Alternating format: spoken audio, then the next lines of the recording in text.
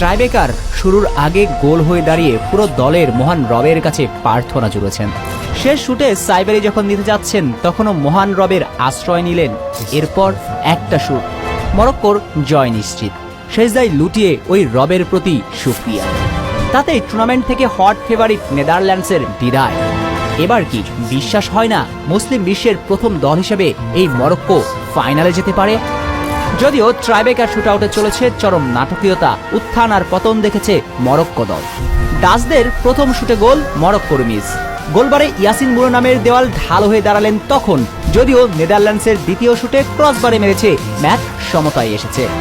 তৃতীয় শুটে দুই দলই গোল করলেও চতুর্থ শুটে আবারও ডাচ ফুটবলার টিম্বার মিস এগিয়ে যাবার সুযোগ মরক্কোর সামনে।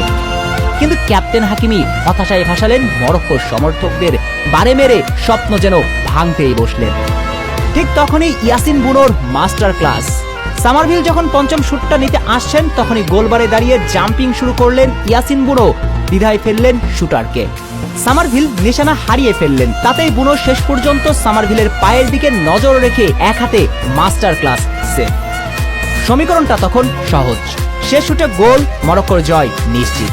যেটা নিতে আসছিলেন সাইবেরি, তখন পাহাড় সমান চাপ তার কাঁধে, তাতেই আশ্রয় নিলেন সাইবেরি মহান সৃষ্টিকর্তার কাছে।